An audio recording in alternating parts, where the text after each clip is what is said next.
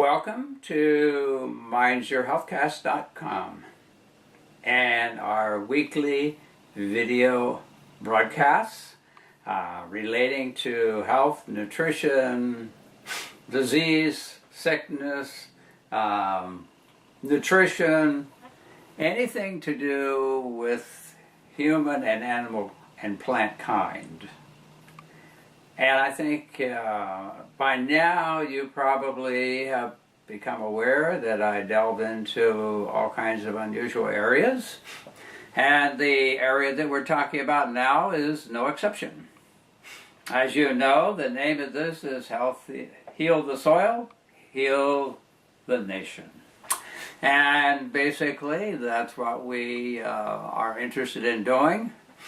I think that probably most would conclude that we're not healthier than we have before, and those of us who have been around a while and have watched the change in the whole appearance of, as well as the whole fact of health and sickness, realize that something is wrong.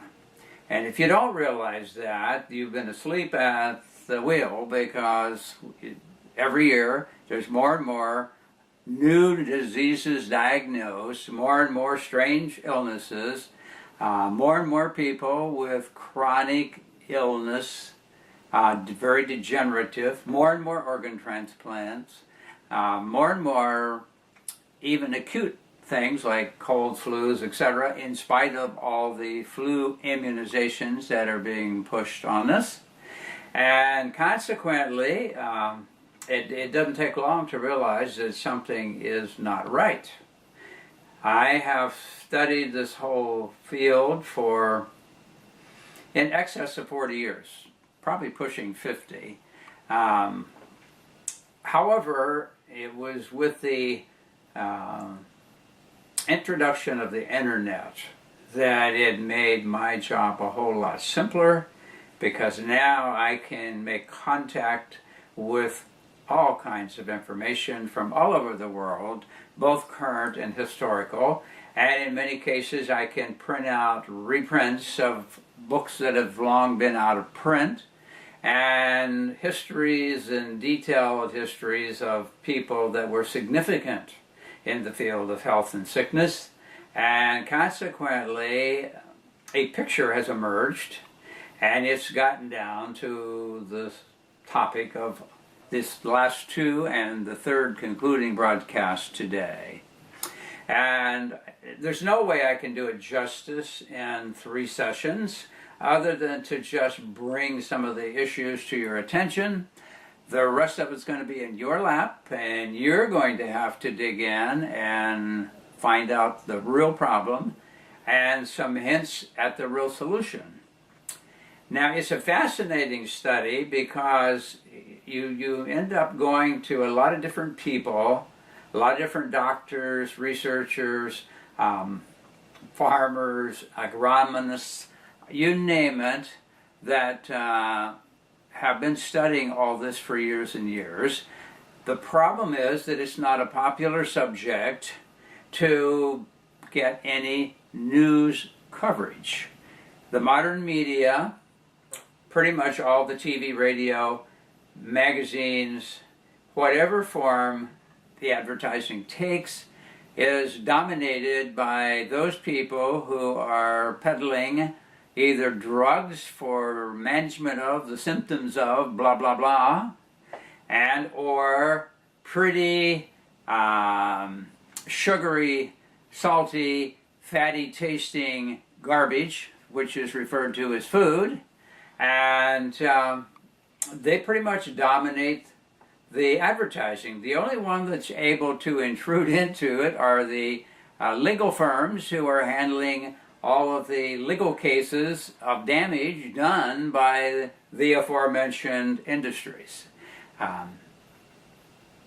If you look in detail, and if your mind is open, you'll begin to see a picture the same as I did along the way. You know, I grew up in the era of the blooming of modern medicine, My early years, however, were before all that. My first 8 years of life, there were no such things as antibiotics. And guess what? I survived all that. And then later, between 1945 and 46, the first antibiotic material was introduced on the market that had been developed by the government for the war effort. And so it was released into the public market, and it had to do with the sulfa drug type products. A few years later came penicillin. And with penicillin, the introduction to the new age of antibiotics. Kill them all, get rid of them. And that seems like that's where we've been, either killing microbes, or trying to, or cutting out pieces that are falling apart or decaying, and when they're critical pieces, transplanting those from other dead organisms, in particular humans. But of course the next big trend is xenotransplantation, which is using organs from different species. And that work is in progress now. There are parties that are positioned to make billions and billions of dollars of selling pig organs. So it's interesting to see the direction that the world has gone, especially the U.S., where we have 5% of the world's population, but 50% of the world's consumption of drugs. And not only consumption of drugs, but consumption of drugs at a very expensive price, higher than any place else. And so it's no wonder that we are where we are. And everybody is clamoring, we got to have more health care, we got to have this money available to pay for all this stuff. And we still don't have people saying, well, what can we do to prevent all this? Well, the idea of many doctors for prevention is to have you take antibiotics on an ongoing basis, which if you go back and listen to my broadcasts on homotoxicology, you'll be able to see what the outcome of that is. Now, the last two broadcasts, we talked about the current state of health and getting back to what the core is. And so we finally got to the point that we were pointing toward depleted soil, generating sick and weak vegetation or food, which we in turn consume, which leads to what are called deficiency illnesses. And when we look at it, all the major killers, basically, and or disablers, are deficiency illnesses generated by lack of proper nutrition. And we have to eat anyhow. It would seem to me it would be a simpler process to eat good food, grown in good soil, with good nutrients in it, and hence reduce the bill considerably all the way around. But for some reason, you know, we've been a Band-Aid nation for a long time, and so everything that we tend to do has to do with putting a Band-Aid on it today, and we'll worry about the consequences or outcome tomorrow. But as long as I feel good in the meantime, meaning I've turned off the symptoms of whatever's going on, then I'm satisfied that I'm okay. You know, and as you continue to do that, you reach a point where the body no longer reacts anymore, and when the body no longer reacts anymore, you don't have symptoms. Hence, people think, wow, I must be healthy. I don't get flus, I don't get colds, I never get sick. And of course, what they don't realize is that the body's immune system has shut down because, again, going back to the homotoxicology, the bulk of the symptoms we have are symptoms related to the immune system attempting to get rid of something in our body that should not be there in the first place. So, today we're going to conclude by just giving you a brief overview of the soil aspect, because as we said last time, the soil's deficient, and when the soil's deficient, the plants are deficient, and when the plants are deficient, the animals eating them are deficient. And then when we as humans eat either the animals or the plants who are deficient, guess what? We end up deficient. And deficiency disease is the cause, not the symptom, but the cause of the major part of the problems we have today. Now, I know that it's not something that a lot of people like to hear, and I'm sure definitely the food processing industry and commercial growing as well as the pharmaceutical industry, is not happy to hear that, because they have become fabulously wealthy at doing what they're doing.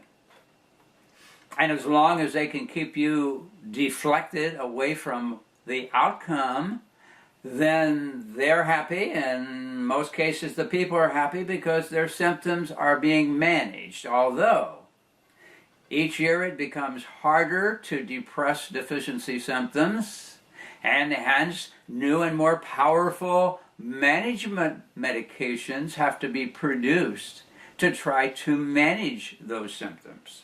And for some reason it's still not connecting with people, and I'm doing everything I can to make you aware if you bother to listen to what I have to say. But in the meantime, we are a sick nation going downhill at an outlandish cost and getting nowhere. So we wouldn't be so worried about all this health care coverage if we weren't so sick. And we wouldn't be so sick if we understood why we're so sick and we took steps to correct it. But then that would be bad for certain industries who thrive on the whole process. At any rate, we talked about the Modern Miracle Men government publication way back in 1936. And this one laid out from early doctors who were really trying to get people well, not manage their symptoms, but get them well. They realized that there was a problem with the quality of the food and the soil, ultimately. And I know one doctor in particular, Dr. Northern, gave up the practice of medicine in order to work on detecting soil that was depleted and figuring out how to correct it, and then found that when people ate food grown in good soil with high nutrients, those people got well, and the ones who had been eating that, who had been away from the commercial food industry, they were remaining well. And so it was so impressive that it prompted the introduction of this article that was written about these doctors, which, as I say, was published by the U.S. Government Printing Office. It's still available. If you get on the internet, you can track it down, called Modern Miracle Men. It was document number 264. Now, you know, it's funny because I haven't tried to go to the Government Printing Office to see if it's available, but I doubt that it is, because I've seen other documents that they would prefer, the modern industry would prefer, that you not be aware of, and so they just kind of quietly disappear. And they're not good for public relations with some of the powers that be. Now, a good share of the stuff that I've talked about, to a degree, I mean, there's a lot of books out there. It would be, I could spend a whole day just giving you titles and brief synopsis of all the material that's available, but it's never going to hit the mainstream press. It's not going to be on any of the book recommendation lists, because it runs contrary to, as I say, popular interest. Now, there is a good one that shows that way back, and I mentioned two of them. I mentioned the one on toxemia, explained that the doctors were realizing back in the 20s, 30s, and 40s, apart from what I just said about the modern miracle man, they were aware that the real problem was, in most cases, depending on where they lived. Now, one of the doctors who was heavy in toxemia, he operated in Colorado, and the food at the time that he was operating was good. So basically, he was dealing with the other problem, which is the accumulation of poisons. I think if he were to see what's out there now compared to what was out at the time he wrote back in the 30s and 40s primarily, mostly 30s, I guess, he would be very, very disturbed. It was enough of what was happening back then, and now, of course, it's a totally different picture. But anyhow, this comes out of Great Britain. there is a book you can, again, print the whole book out, about 250 or 60 pages, called Farming and Gardening for Health and Disease, The Soil and Health by Sir Albert Howard, who is an honorary fellow of the Imperial College of Science, formerly director of the Institute of the Plant Industry, Indoor and Agriculture Advisor to states in central India, and so forth. He was from Great Britain, but he had gone into India to spend a lot of his time and was watching what was happening. It's a very good book to read. It gives you a lot of the background of the soil. And see what they recognized back then. I printed it out. When I get these really good books that are not out there anymore, I make up a nice big notebook with the printed out book, and they're really nice to read because you find out what was known a long time ago. So that's a good one to read about the problem of the soil and health. Now, The Secrets of the Soil is a book, and I've mentioned that already, by Christopher Bird and Peter Tompkins. And they also wrote one called The Secret Life of Plants, which is extremely interesting if you want to find out what's happening with plants and the consciousness of plants. But The Secrets of the Soil, the subtitle is A Fascinating Account of Recent Breakthroughs, Scientific and Spiritual, that can save your garden or farm. And then in a big kind of red star it says, Making Our Food Fit to Eat. Now he covers the problem and he covers a lot of the solutions that have been offered. Now, it was becoming recognized way back in the 1920s, that we were having a beginning of a chemical agriculture, meaning synthesize chemicals to put in the soil to try to make it grow faster and grow more plants. And of course to fight those terrible enemies, the insects, which we've talked about before. Well, anyhow, it got worse and worse, and so back in 1962 there was a lady by the name of Rachel Carson. She was a marine biologist with the U.S. Fish and Wildlife Service, and she spent years studying life, and so she recognized what was happening, and so she wrote a book called Silent Spring. Now, they republished that in 2002, and it is currently available, both the original 1962 version as well as the new. And she warned what was happening and was going to happen to health. Now, she thought everybody was going to die off, and they are in a sense, but they're dying of these deficiency diseases complicated by the modern chemical industry that puts out all of the fertilizers, chemical fertilizers, and the pesticides and herbicides that they're using to control weeds, control pests, and try to force plants to grow in depleted soil. So it's interesting. If you want to get some background, you can look at those. Now, I mentioned that it's been known, I just was looking at one of the studies I printed out called The Mineral Depletion of Foods Available to Us as a Nation from 1940 through 2002. There's a pile of them out there where the studies have been done. However, remember that original document was, when it was a big problem, was way back in 1936. So the two big problems are the depleted soil and the chemical treatment, not only of the soil, but in general, the chemical intoxication of our environment. To mention of nothing about all of the electromagnetic radiation contamination, which really isn't a totally different broadcast, but it figures into the equation.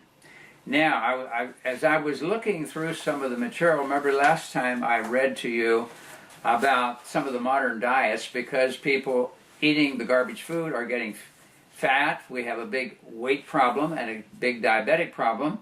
And so they were looking at some of the diets, the major diets, and they picked out 5.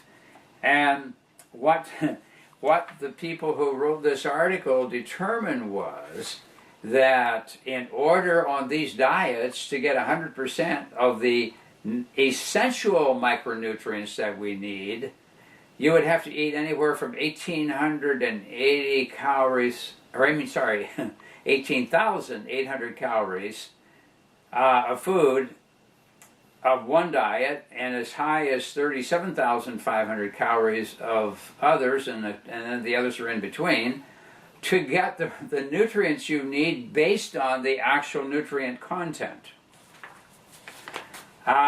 Pretty depressing. I wonder what that would do to your weight problem. Anyhow, I ran across something called the Nutrition Security Institute, put out a booklet called Human Health, the Nutritional Quality of Harvested Food and Sustainable Farming Systems. And this was put out in 2006. And on the front cover they have a quote from the old Modern Miracle Men from way back. And here's what they ended up saying in that booklet. The alarming fact is that foods, fruits, vegetables, and grains now being raised on millions of acres of land that no longer contain enough of certain needed nutrients are starving us, no matter how much we eat of them. And that was that 1936 government document. So the problem has been recognized, but what's even worse,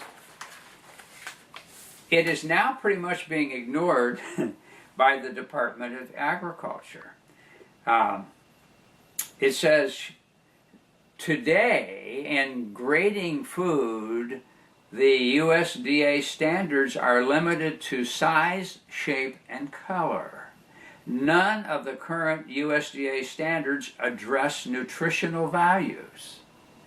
Now, did that click? They don't care about it. You know why? Because it would be so bad, they would be very hesitant to publish it because it would run counter to industries that depend on selling this depleted food. Organic industry standards address production methods that reduce toxicity and avoid the use of chemical fertilizers and pesticides. Okay, even the organic, so we get a U.S. government certified organic, they don't tell you anything about the nutrient value, they only tell you about the size, shape, and color of the plants when they look into and grade the vegetables and fruits that are being produced. Neither the USDA nor organic industry standards address the nutritional quality of foods. What would you think would be one of the most important things that you would need to address? You would think it would be the nutritional value. That's why you eat food, to get the nutrition. Why else do you eat it? Because it looks pretty? Because it has a nice color to it? Or it's nice and big, or whatever? Or are you eating it because your body needs to get nutrients out of it to not only function, but to be healthy? Now, I don't know if this is clicking or not, but we have a major problem. I mean, we're not talking about a problem, we're talking about a major problem. And so, we throw around now today this organic idea, and so people think if they buy something labeled certified organic, they're getting good food. And I can tell you that I'm used to, when I was growing up, eating real food, and when I taste the stuff, most of it today, that says certified organic, guess what?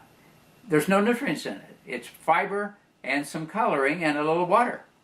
And apart from that, there's nothing there. And I can tell the difference. And our brain system was designed to be satisfied from getting satisfying taste from what we ate, so that it would bring into our body the nutrients we need.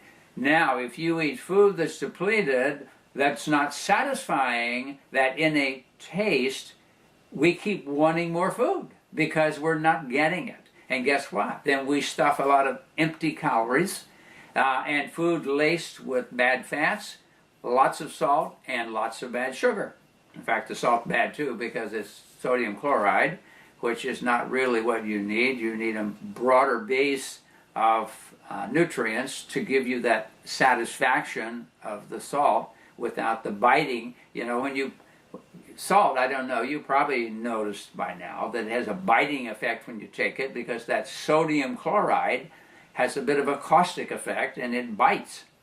And so, yet at the same time, we have to have sodium and we have to have chloride. So in an offhanded way, it satisfies some part of the need of the body to function properly, because you can't function without those. But at the same time, you need to get it in a good mix of nutrients, not just isolated sodium and chlorine. At any rate, so now we get organic food and we think we're getting something, but it isn't really. But so what we want to do now, we want to go back and look at some of the factors with the time we have left, and see how this whole thing has come about and how it's played out so far. And as I said, you know, there's so much to talk about that we could spend a whole week, and we still could not cover in detail the things that would be needed to really get a comprehensive understanding, number one, of the problem, and number two, potential solution to the problem. Now, one of the big players is going to be a person, unless you've listened in my broadcast and heard the name mentioned, that you never hear mentioned, and that is Dr. Rudolf Steiner from Austria. He is the gentleman who established a lot of things. He was one of those men out of time, meaning he came way before his time and had ideas that were way ahead of his time. And he was born back in the 1800s, died in 1925, and the last year before he died, he held a series of lectures in Poland on agriculture. Now, those are available. You can find them, and I found them and I've printed them out, or you can go to there's an organization that has preserved the writings, the Anthroposophical Society, because that's the type of medicine that he developed, was called anthroposophical medicine, which is from the Greek word anthropos, which means man. So it was a system of medicine directed at the person or the man. And so he was big in medicine, he was big in herbs and natural treatments, and methods of growing and extracting those. He was big in agriculture, which eventually became known as biodynamic agriculture. Now, you may have heard that term and you may not, but it actually didn't originate with him, but it was a term that one of his associates later coined and wrote a book on biodynamic agriculture and growing. So he's the fellow that started all this, and as I say, he was into medicine, he was into agriculture, he was into philosophy and spirituality, and he also was into education. He developed an educational system called the Waldorf system, which is a very advanced way of educating, which is directed at the individual as opposed to herding a big group of people in and addressing the subject matter at the level of the lowest learner in the class. And also using the classroom as a brainwashing machine to fit you into fitting into society as one of the sheep. His system took each individual, and each individual progressed at the rate that he was ready to progress, or she, as the case might be. And so the class was not a group class, it was a group of people addressed individually as far as what they were studying and how they were studying it and progressing. So one could progress as fast as one was capable or ready to progress. And so, hence you came out with a good education. You didn't just get put through a routine group of things and hope for the best. You actually, as your mind and your interest were ready, you studied mathematics and science and different subjects until you had a well-rounded education. Now, I've been to Germany several times and to Austria a couple times and so forth. And the people in Europe and various countries who want their kids to really be educated and can pay, because it's more expensive, because you can't do the herds, you have to do it on an individualized basis. The people who can afford it, that's where their kids go to get educated, is the Waldorf system. Montessori is somewhat similar. I'm not sure what the relationship is between the two, but I'm rather inclined to think that Montessori grew out of Steiner's original work. So at any rate, he had this big set of lectures in 1924 in Poland, lasted several days, and there was about 111 people in attendance. And what he did was, he was asked actually to do this. He had developed methodologies based on his insight into nature and man and so forth on a much more profound level than what most people operate today. And so he was asked if he would do these lectures, because up until that point, no one was specifically addressing it, because previous to that, it didn't need address. When he was born in the 1800s, I'm guessing around 1850 or somewhere around there, he was born. It was still a lot of good soil left yet, and things had not been depleted so badly as the end of the 1800s, early 1900s approached. The problem was becoming compounded, because now a lot of other forces had come in, a lot of industries that were making lots of money off of illness and poor health, and producing food at a high profit that was pretty in terms of quality, and it was getting worse. And as a consequence, that's when the doctors started to realize that more of these deficiency diseases, cardiovascular problems, cancer, neurological degeneration, gastrointestinal problems, diabetes, all of these things that we now are trying to deal with by trying to manage the symptoms with some kind of drug, were not a problem up until the depletion took place of the soil, because they were growing faster and longer. Many times they would grow in fields for years and years without doing anything and totally deplete them out. But then the chemical industry came along, and they tried to, if the fields weren't growing food anymore, they wanted to throw something on there to make it grow. So they did some experimentation and found out what chemicals they could throw in to get the plants to grow, regardless of whether there were any nutrients or not. And so he already was facing that in the 20s when he actually held these lectures. And so there's some interesting material about this. Someone wrote an article called Attending the First Organic Agriculture Course, Rudolf Steiner's agriculture course at Koblenz in 1924. And so he kind of laid out some principles of things that he had learned that would actually restore soil. And he saw soil, number one, as a living organism. It was organic in nature, and it interplayed with the rest of not only the earth but the cosmos, and you had to look at it in the bigger picture. So out of these lectures was laid the foundation for what became known as the organic movement. Now, interestingly, up to that time, everything was organic in the sense that it was real food grown in real soil.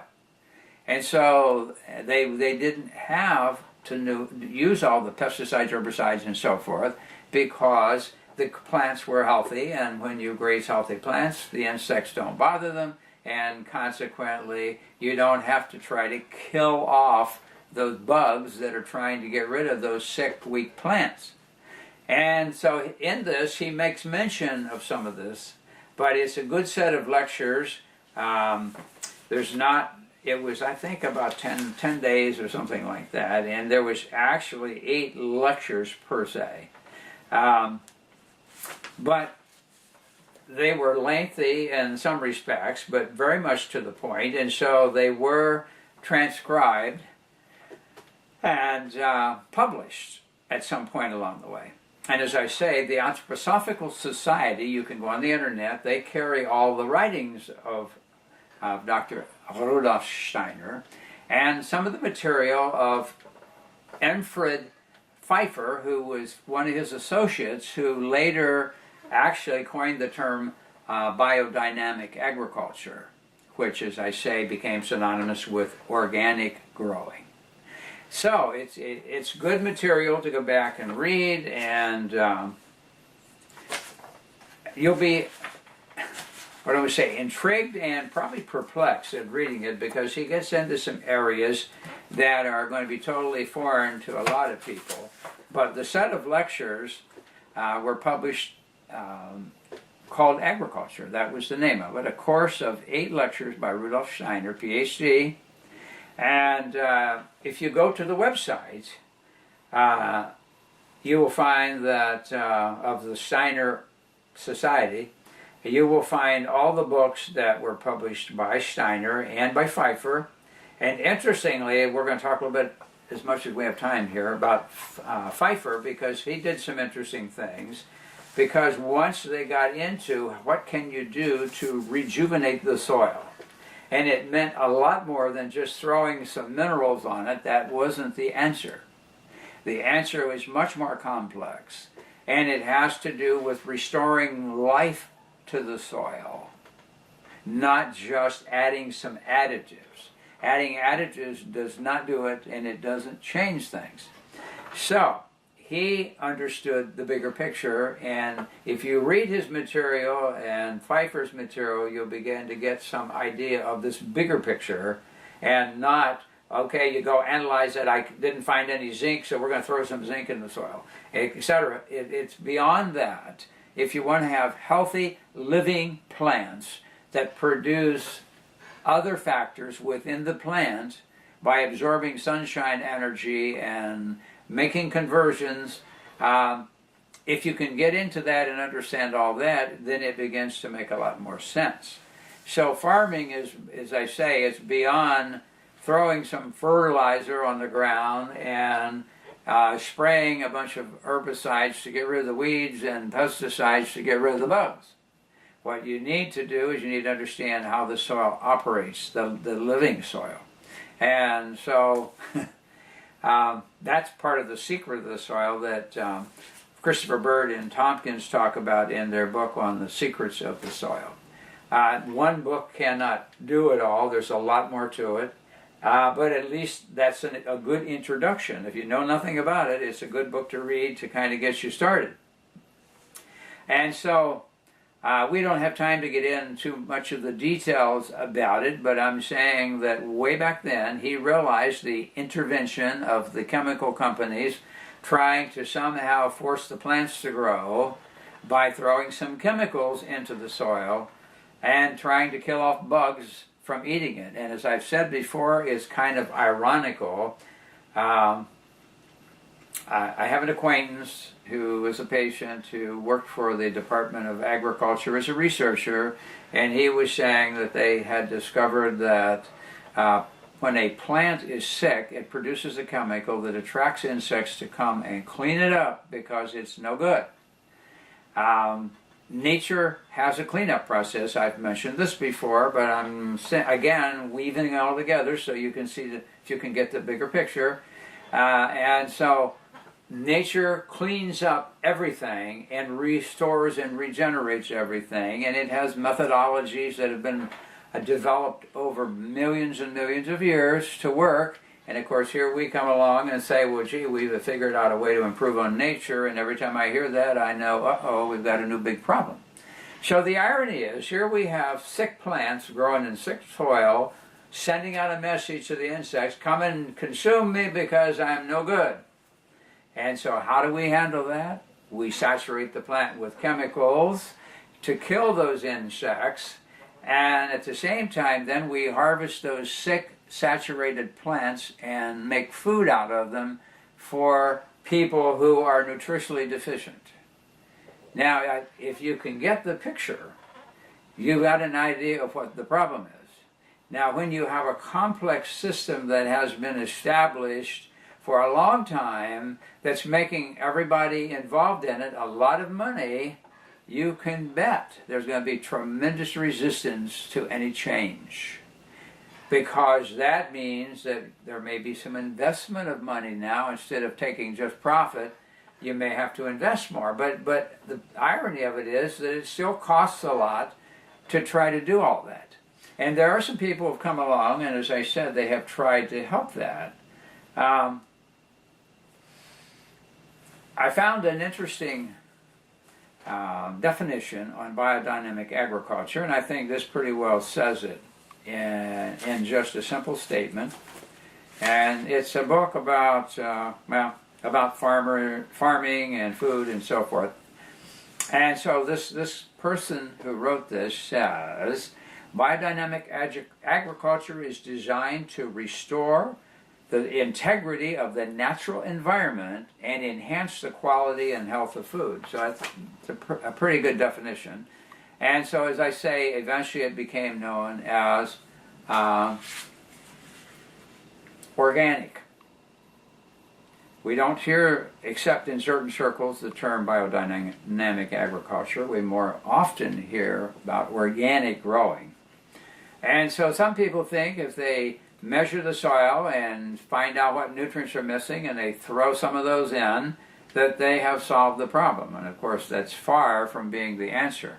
Now, I was going to say about Steiner too, one of the things he developed was a method of extracting the qualities of a plant, an herbal plant, to be used medicinally without the use of alcohol. You know, almost all herbal products, if they're not just dried powdered herbs put in capsules or pressed into tablets, are liquid extracts. And there's a couple of methods of doing that that's normally done. One is just to mix alcohol and water and soak the plant in alcohol and to pull off the liquid and use that liquid extract as the herb. Now, there's a second big method that came out of alchemy called spagaric process, which means to separate and reunite. And they use this three-step process. They take the plant and they macerate it and they put it in big containers and they put in the alcohol-water combination and they do this alcohol extraction. And at a certain point, they then I got ahead of myself. Before they do that, they take the plants and they put them in an apparatus that uses heat that takes off what are called the volatiles first. The volatiles are those things that with a little heat they dissipate from the herb or plant. So after they've macerated, they then would do the distillation process to pull off that factor. And then they put them in the alcohol and they do this extraction with alcohol.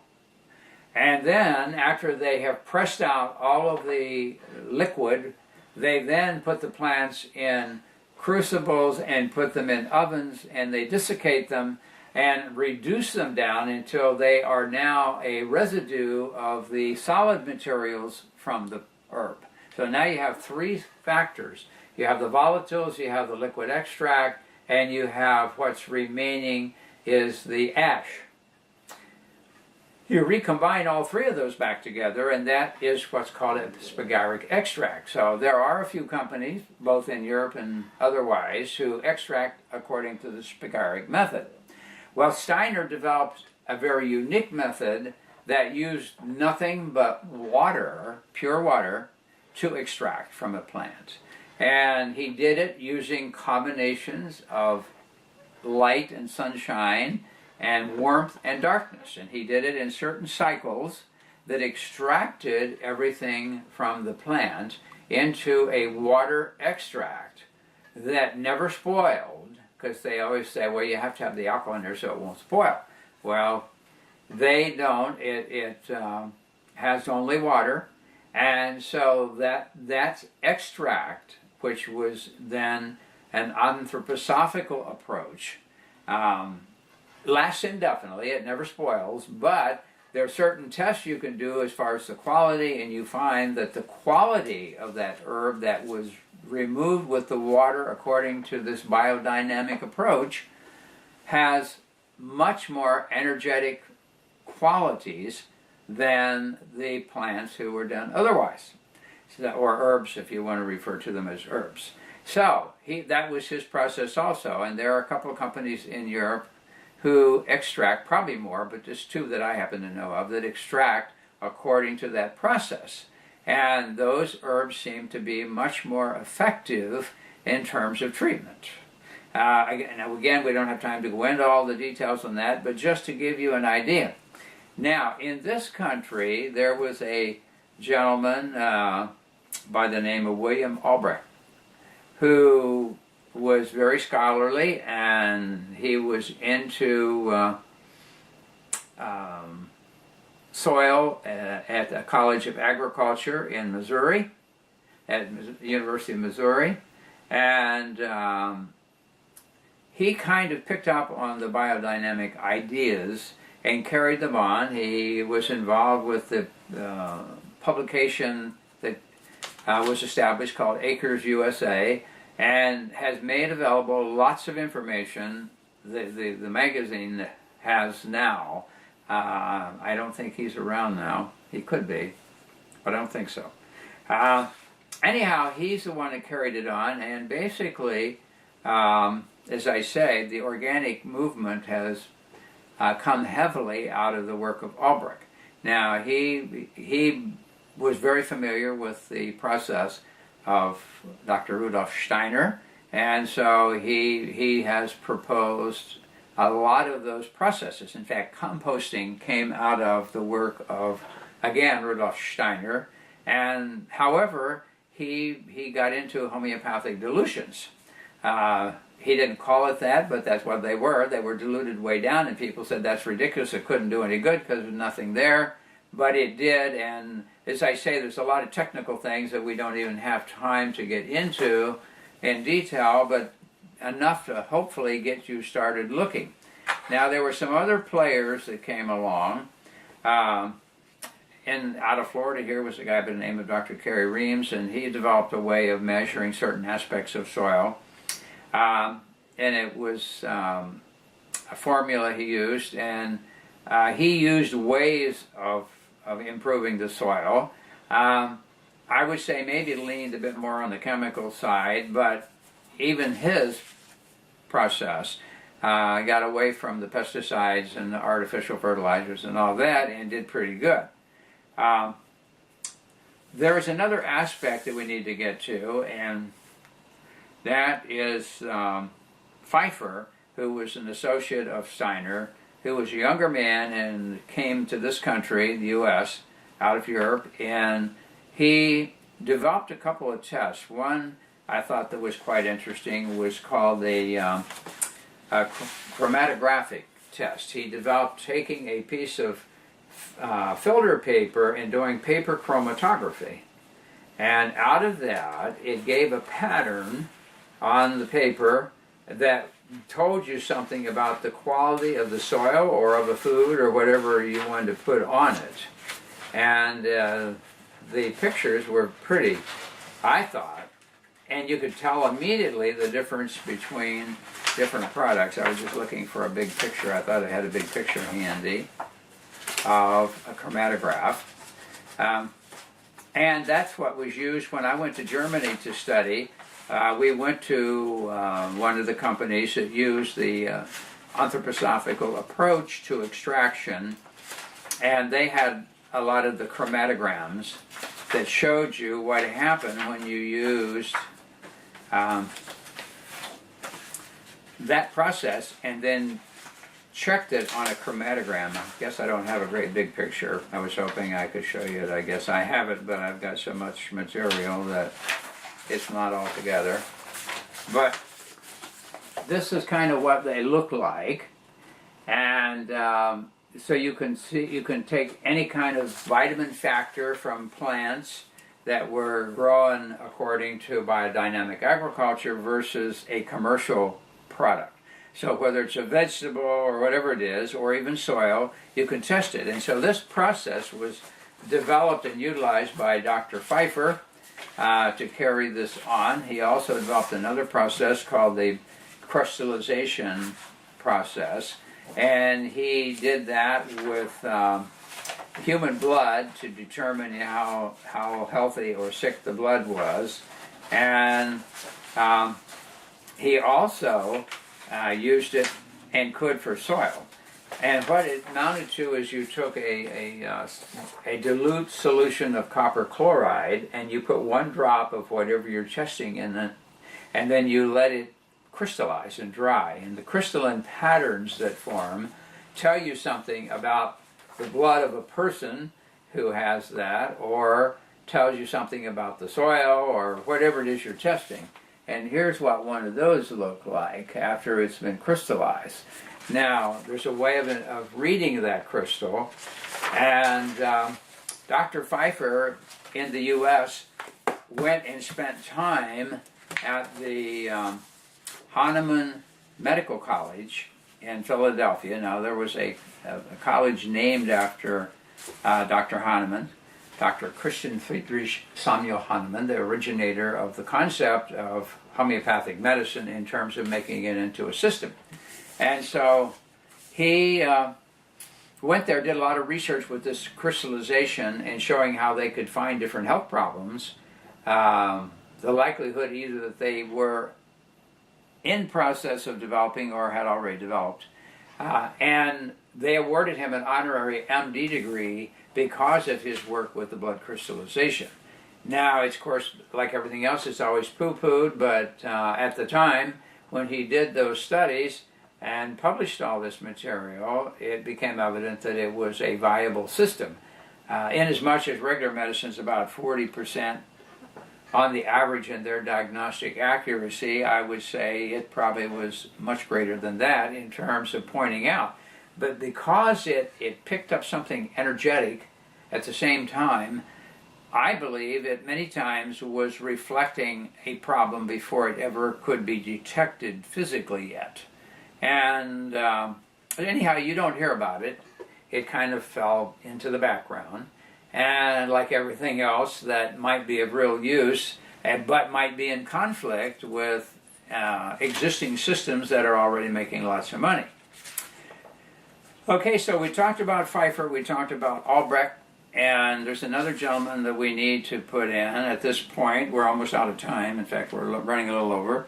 Was Dr. Philip Callahan, who also happened to be from Florida, did work with the Department of Agriculture, and he taught a lot of various factors about insects, because he was a specialist in insects also. But he had some experience with the energetic quality of the soil. Now, he, in World War II, was stationed in Ireland and had to do with electronics and radar, so he had a big background in electronics as well as regular science and agriculture and biology. You name it, he had one of these broad educations. And so he noted while there that there were areas where they were tall stone towers that were standing and had been standing for a long time. And he noted from talking to the local people that the areas where these towers were, that the people who lived in those areas and ate food grown in those areas were healthier and tended to live longer. And so he wondered what it was all about. He did a lot of investigation into it, and he got into investigating the soil from an energetic side having to do with paramagnetism and diamagnetism. We don't have time to get into that in any detail, except to say paramagnetism means affected by magnetics and has a very, very low level magnetic field, and diamagnetism, which means it is repelled or goes against a magnet. And so soil, in order to grow really good healthy plants, needs to be paramagnetic, and in turn they grow plants that are diamagnetic. And those factors work in health. And so those were called, those towers, those energy towers, were resonators, is what it gets down to. And I won't even get into the details about it. It's going to take too long, other than to say these towers actually were tuned, because they would build the tower and then they put soil inside up to a certain point that left a certain cavity, and each of those towers were tuned so that they actually were beneficial to that area. And this whole idea, he developed a piece of equipment that could measure the amount of paramagnetism in soil or in anything, or diamagnetism. And as I say, it's again one of those things you never hear about. Now, a friend of mine by the name of Jerry Friedenstein, I knew him for a long time. He was out of Ohio, actually. And, he'd been in the business field for a long time, but he had other interests. And from those other interests, he ended up getting into growing in food and towers, which he called towers of power. And he developed a deal where he would go around to large farms and he would say, I have something I think could be extremely beneficial for you. I can install something on your property that will, within 2 years, you will not need pesticides. It will enhance your yield tremendously, and hence save you a pile of money and increase your profitability. But you won't pay me anything until the end of that 2 years that you are convinced that it did what I said it did. And so he started putting these towers up around the country, and people were getting extremely good results with these towers of power, which were tuned to each farm and so forth. Well, anyhow, all of a sudden, Jerry got a phone call one day, and there was a person who said, I'm interested in your services. Could you meet with me this afternoon at a certain place at a certain time? And he did. And while he was gone, government agencies invaded his house without a warrant, took all of his hard drives, all of his files, and all of his information. And that was only the beginning of the issue. As time went on, he got a call from the Federal Trade Commission, said, we think you might be in violation of some federal trade, so we're going to be doing an investigation. He got a call from the IRS, said that we think that you may have some irregularities, and so we're going to do several audits of your material. And there were some other calls that were more threatening in nature. But at any rate, for some reason, and I don't know now because since it happened, I've not had a chance to talk to the family. They're way still up in Ohio, and he somehow broke his leg, had a very bad break. And as I say, I don't know what the circumstances were. I only know he was in a wheelchair. And so one evening, his wife said, I'm going down to the store. I'll be back in a few minutes. So he was there with his granddaughter. And when she came back, he was dead. So they rushed him into the hospital and pronounced him dead. They did an autopsy at the hospital. And the finding of their autopsy was death from unknown causes. So at any rate, he was wiped out of the picture, and that ended his towers of power. He was a very sincere and very intense person. As I say, I knew him for a long time. And it was too bad, and all I can say is those are the known circumstances. What was behind it all, I can't tell you. But my suspicions, of course, are pretty high. And whatever he was doing, and of course I think I know because of the other stuff that I know, he did a very good job of helping a lot of farms rejuvenate. So, and to get rid of pesticides and so forth. There's another player or therapy, a couple more that I throw in real fast to kind of come together. One is called agrohomeopathy, and that's the application of very high dilute homeopathics in terms of improving the plant health and growth and soil. And there's no time we could even talk about the specifics of it, but there is a realm of homeopathic medicine referred to as agrohomeopathy.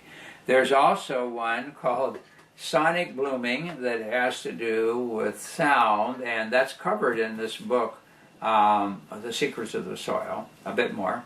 And so certain frequencies of sound actually played out over a field will enhance the plant growth and the rejection of insects, meaning they're not interested, and so forth. And so it increases yield and does a lot of things. So as I say, you can read more about it in the book Secrets of the Soil. The last one I want to mention is something called the radionics, and a person by the name of T. Galen Hieronymus, which is an interesting name in itself, out of Georgia. And another acquaintance who's, both of these gentlemen are now deceased, T. Galen Hieronymus. It's not funny, it's that they're deceased, it's just interesting they're both deceased. So T. Galen Hieronymus, he lived evidently a fairly long, healthy life. I think he died at 94. And he did some things outlandish with something called radionics. And there was a study done in Pennsylvania with a field, just to give you an idea. Now this has only to do with one aspect of it. It can be applied much greater than this, but this one aspect of it is that, first of all, he was an electrical engineer, and he got this idea, after studying a lot of history of a lot of things, of building this piece of equipment that could detect, you could take a piece of rock and put in this instrument, and you could detect what the constituents of the rock were without going through a very massive, expensive biochemical test and nuclear magnetic resonance testing and all the things you could do. And very rapidly you could determine the constituents of this piece of material. And so he also found that this had effects at a distance. And there's some reasons out of quantum physics why this works. Again, we aren't going to have time to get into it, but I just want to throw this in. He actually received a U.S. patent. Now, to receive a U.S. patent, that means you've got to prove that it works, and that it's based on other known principles. And so he did. He received a U.S. patent on his machine, and it became known as the Hieronymus machine. Well, anyhow, they did this experiment in Pennsylvania, an agricultural experiment, and the Department of Agriculture is knowledgeable of this. They had this huge crop of corn, acres and acres of corn, that had these corn borers that were ruining the corn. And so they took an aerial photograph of the field and made a print of it. And they cut the print in half, so that only one half of the print was inserted into this machine, along with something that was repellent to the worms. And they treated it for a day or so, and when they went back, all the worms either were dead or disintegrated, I mean mush, on the side of the field that had been inserted into this machine. The other half of the field was still alive with all the worms as though nothing had happened. So the photograph became the focus, and there's deeper information that it's way beyond what we're talking about, but what is going on and the principles behind it. But I thought you might be interested in knowing that. Now, there is a project out of Germany where there's a lot of forests are disintegrating. They're dying off, basically. And so there's a project that's been developed where they treat these using similar type of equipment from miles and miles away. And I've seen the before and after photos of them being treated. They have treatments going on 24 hours a day at different areas where they go out and photograph the area, then it's inserted into this device, and the treatment is going on, and it all has to do with energetics. And it's working very well. There's the whole international project on that, and again, we don't have time to go into it in detail.